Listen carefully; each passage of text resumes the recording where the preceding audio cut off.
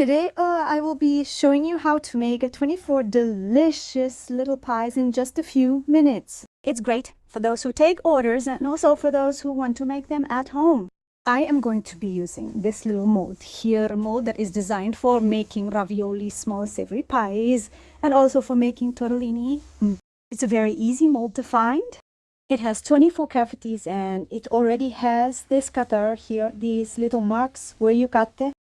And to make our pie, I'm going to use this rolled pastry dough. And this one is square. I'm going to use the 2-kilogram one, but you can easily make it with the 1-kilogram one too. And to make a look, everyone, I cut a piece of my dough here, the size of my mold, by pressing down where the cavities are. I gently sink the pastry dough, enabling us to then add the filling. This method is extremely quick and easy to execute. I'm sure you'll like it. For my filling, I'm going to use ground beef. I've already prepared it, cooked and seasoned down. You can also use cheese or chicken. We're going to put a little bit of ground beef in each hole of the mold. This mold here speeds things up a lot, as I told you, for those who have birthday parties, for those who work with this, and even for those who want to make it at home.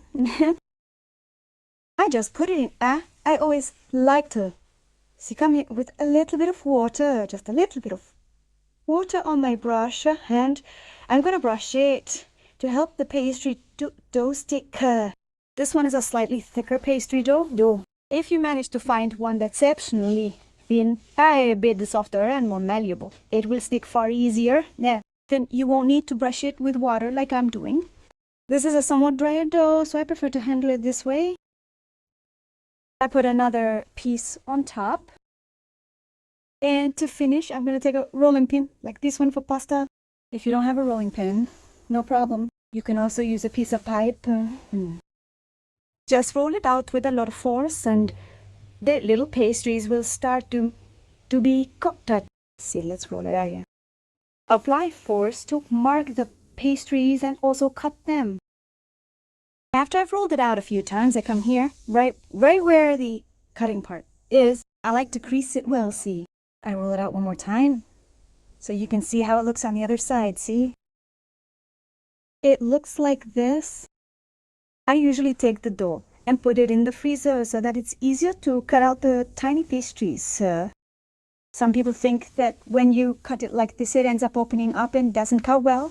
So I do it this way, first of all. After that, I'll place it inside a plastic bag and put it into the freezer compartment of the refrigerator. I'll leave it there until it's firm and enough for us to easily separate the little pastries. Then I'll come back so we can continue and show you the step-by-step process and how you can speed up production at home. Look now, once it's frozen, I'm going to open it here to show you all. Notice our dough ends up being quite firm. And this makes it significantly easier to remove the edge. Let me open it here in the middle. I've already separated half of it. At this stage of the process, we can now remove the plastic wrap that's around it. I start by loosening the dough from the edges first. See? Very easy. And I'll separate this dough to fry later and make savory snacks, which I love. They're super tasty. Just keep folding it like this, separating little pastries one by one. Production is super fast. And for those who want our little pastries, for those who want to keep the frozen pastries to fry later, that's also possible. From there, we can put them in a small bag and keep our pastry for frying on the day of the party. But for those who want to fry them, you can fry them frozen too. Look, the pastries turned out super nice. I'm going to keep them, but I'm going to fry two so you can see how they look when fried from frozen. So it's super quick. You don't need to wait for this dough to thaw before frying.